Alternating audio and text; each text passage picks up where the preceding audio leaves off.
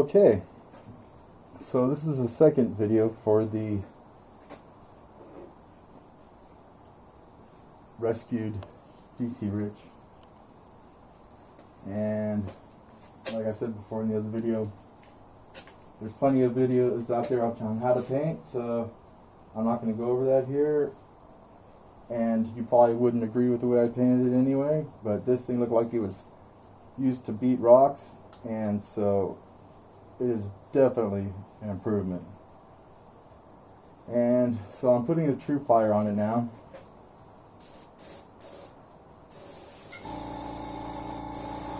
I'm not doing it the way, or the classic way I should say, using pearls and candies and such like that. I don't have a lot of money, so this is the way I'm doing it. Very conservatively. And so I'm just using regular paint. I'll show you how it's done. I've seen one other person on YouTube do the same technique, and so I never bothered to post it since there's already somebody using that technique. But my best friend said you should record the progress on this guitar, so here we go. I'm going to go ahead and show how I do it, and you can decide if it works for you. I'm just going to use right now regular red, and I'm going to do the background color for the True Fire. In between each coat of color, I'm going to use white, and then I'm going to spray the next color on top of the white, and so it's going, wherever the white is, it's going to be brighter as far as that color goes, and then around it it's going to be fading into the other colors. So you just want to at first get your pattern down. I'm going from here up through this way because I think that, you know, when you hold it, flames should be going up. When it's sitting in the on the guitar stand, the flames should be at least semi going up. So anyway, this is what you do. You basically start with the red background, or if you want another darker color or whatnot, but you start with the darkest color. You put the design that you want down, or at least a facsimile of it, because it's going to change as you layer the colors on top. And you want to just get that red in there, and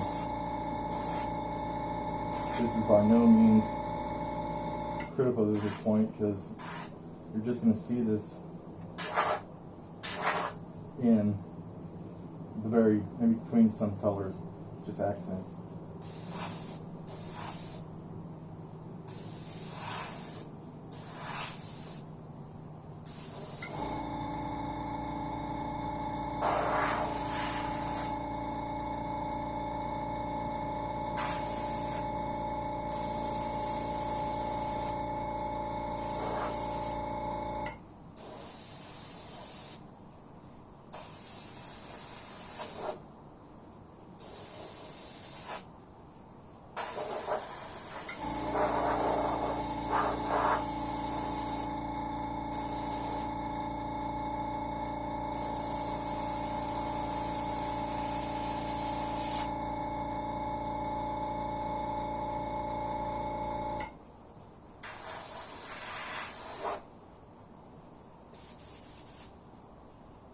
Okay, that's probably about all I need to do.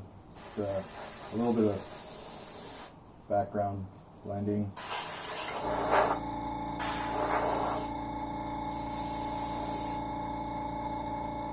Okay, so that's where the fire is going to go, right there. Now, I use templates. I can't freehand, especially with a cheap airbrush like this, but you'll see how it works out with the... Is that still in frame? Let's see. Okay, it's still in the frame.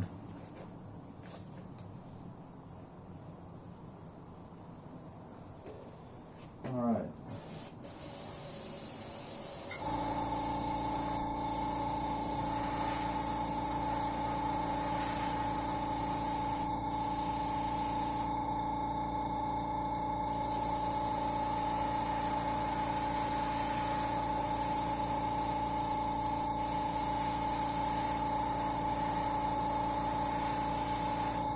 It's taking a while for that light to come through there. Okay, so grab a template and basically do your worst.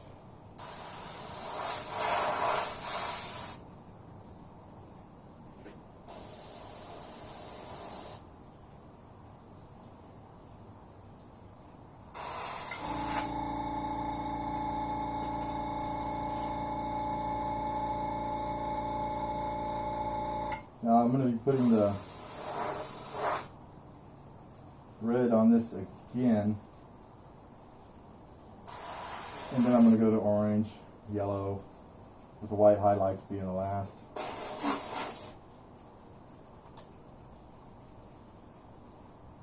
And I highly suggest, if you've never done this before, practice it on something you're not going to have your final product. It took me quite some time to learn how to do this, and it was kind of out of necessity because I had to paint my car because I had a little bit of a fender bender there, and it required some camouflage. I tried this once before with no success earlier on, and then when I came back to it, like I said, it was out of necessity, so I learned how to do it.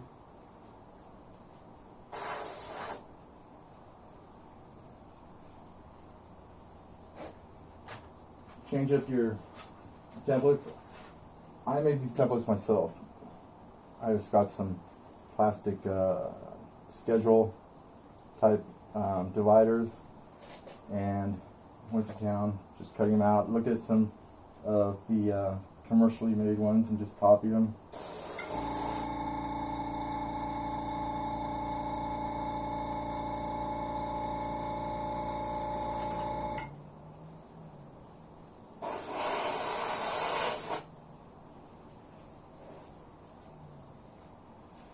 Okay.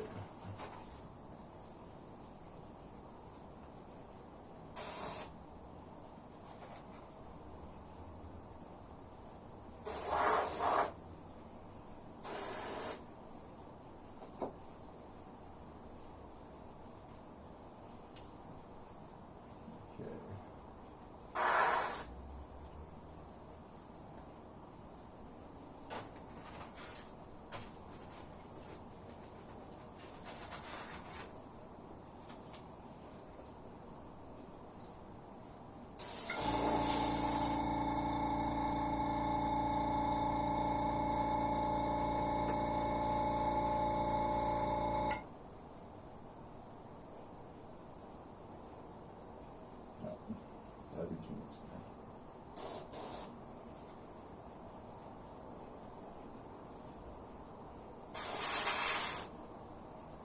there. Okay. Now, clear out your color, in this case white, that you're using ahead of time, and load up the first color, the red. Now, even though I put red there first, the red's on the black, so it's going to be a little bit different than the red on the white. And I almost put orange. That's not good. Clear it out here again. Give this a little bit of a shake up. And like I mentioned, and like it is in the title, we're going to scallop the frets on the neck on this guitar also. It's a rescue, so even if we were to totally mess it up, we're not losing anything. This was going to end up a clock. And until I seen it, and I said, you know, it's got the longer neck, it's got, you know, it's BC Rich. I've never personally liked this shape. It's a little too rock star for me, but everyone I've played sounds and feels great. So that's why we're going for this.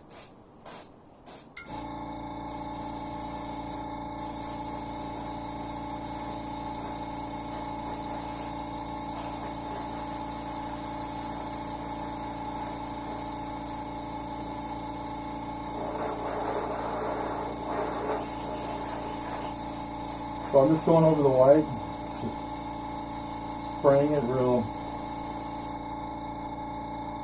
just covering it basically, covering the white that's there,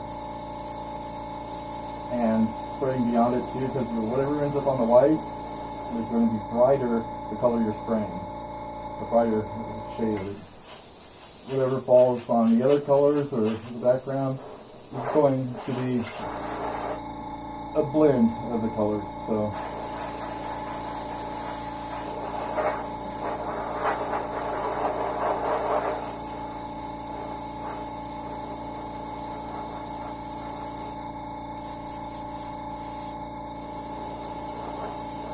and I hate this word, but the flames aren't really going to pop until you get the clear on it. You'll see the depth and everything as you're working with it, but when you get the clear on it, that's when it's really going to come alive.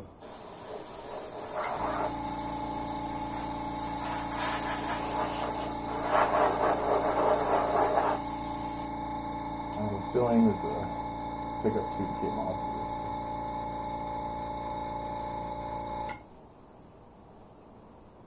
Nope, it's just a bit thick. Okay.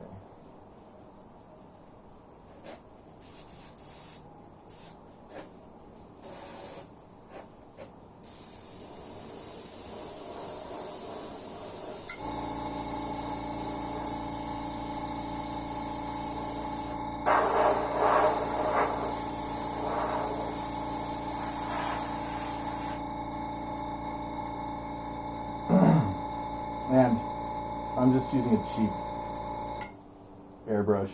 It's kind of like a Harbor Freight one, except for they were out, and so I picked one up off Amazon, and it's basically the same style. You know, it's a little bit different looks, but same thing. It's a double action.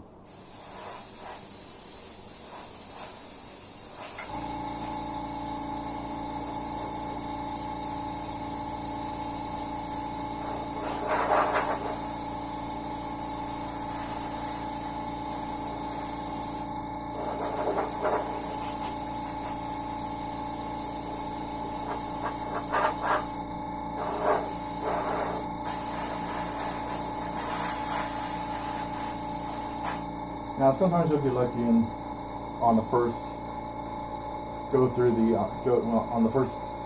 go around on the colors basically, as you work through them. Sometimes it'll be just fine, but usually you're going to be starting after you get through the red, orange, yellows, or whatever colors you're using. Most likely you're going to end up going back through them again, and if it's okay, it just makes it deeper, and you can do that over and over until you like the look.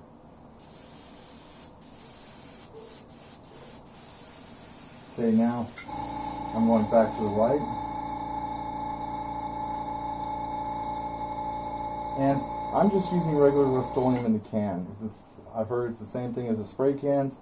You can actually take a spray can, spray it in here, dilute it with some acetone, and it works fine. I've never had it react with the clear or the paint at all on automotive paint and everything else. Of course, you gotta be careful with the Rust-Oleum clear. It'll react with the Rust-Oleum paint, and it'll start to wrinkle up. I've had that happen quite a few times. This time I'm using a little bit more expensive of the Rust-Oleum paint, and I'm going to see how that works. But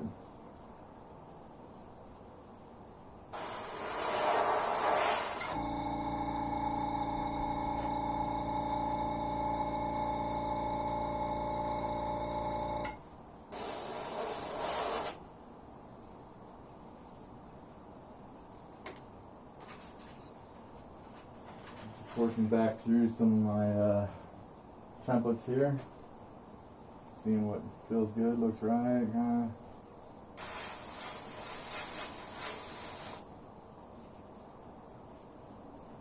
And I'm going to be putting orange down next.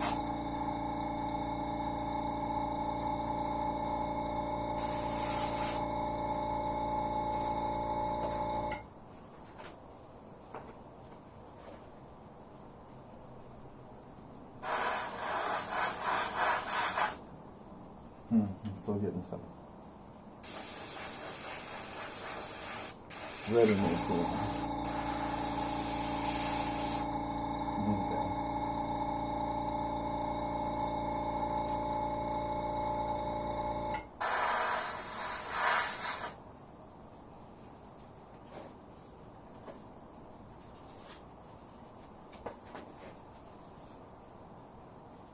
It's kind of hard to explain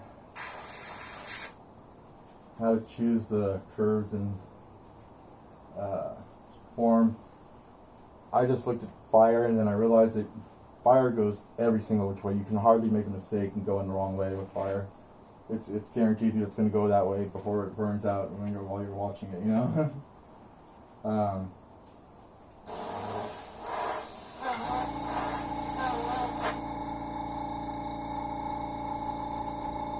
The most important thing is probably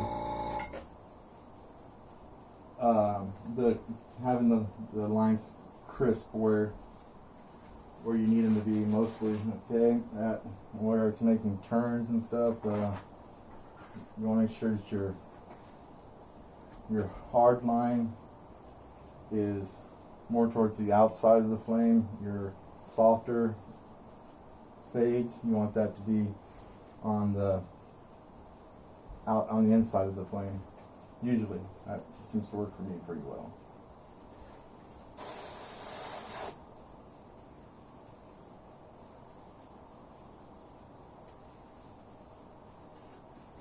And you can have it where it'll join with another flame, or reach across.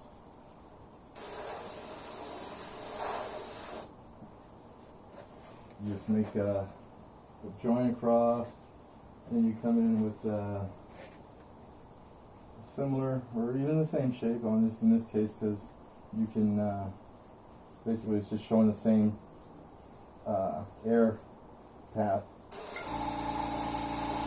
and that's why it ends up with the same form.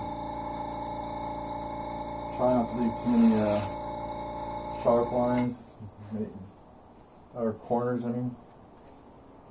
And see this one here, I'm going to need to turn it around to get the, I'm going to probably get different, let's see.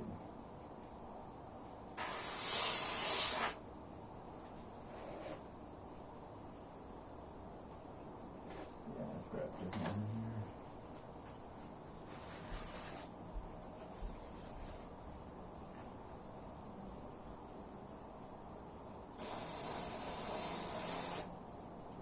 Make sure that you don't touch the media you're painting on with the wet edges. Make sure that they dry before you place them against the. I imagine you could probably take a rag and wipe them down.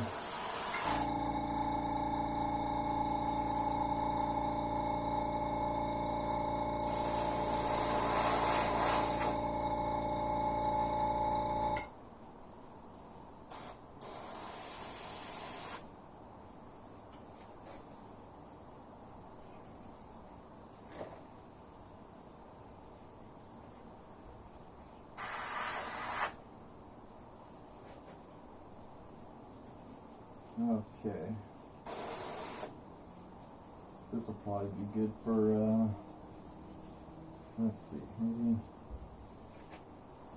one more right there.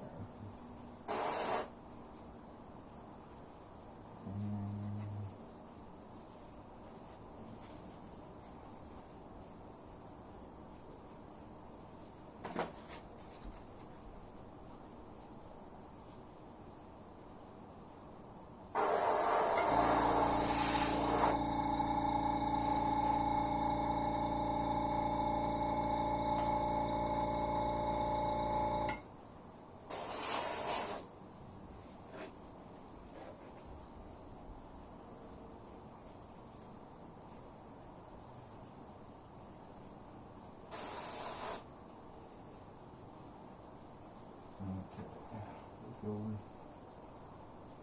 that right there. Looks like that'll work. Wait, can't leave it alone, I guess. Let's see here. Let's do this.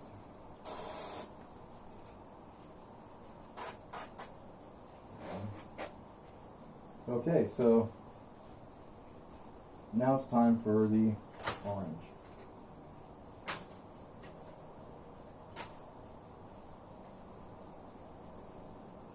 Probably should have gotten a separate container with thinner or acetone in it to clean this out in between colors.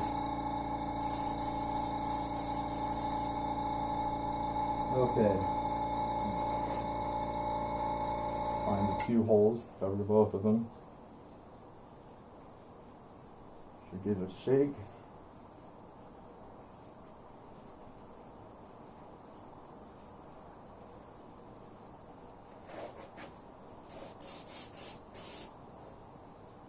And here we go.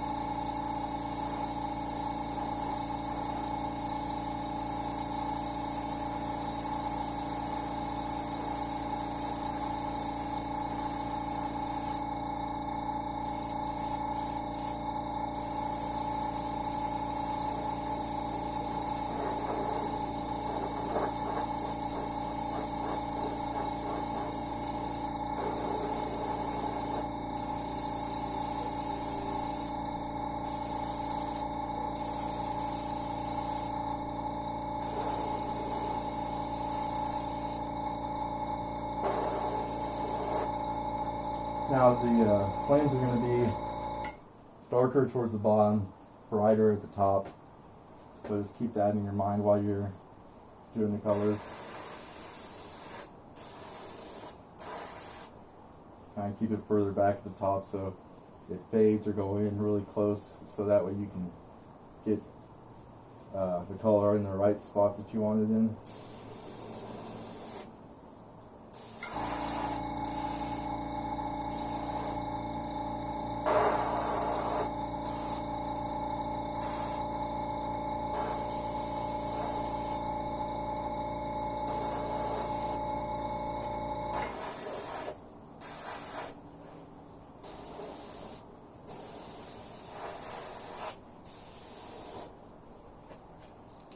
Okay, that looks pretty decent.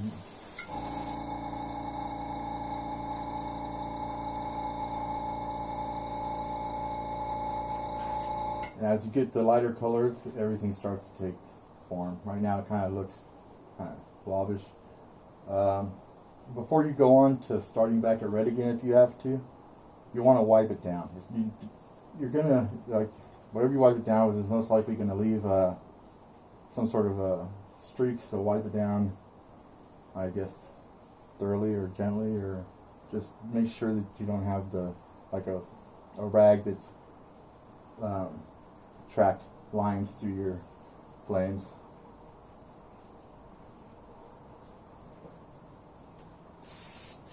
You can also just blow it off with air too, that works also. I'll tell you what, I'm going to stop the video right now, make sure it's still recording, and set it back up for the next part of this, okay?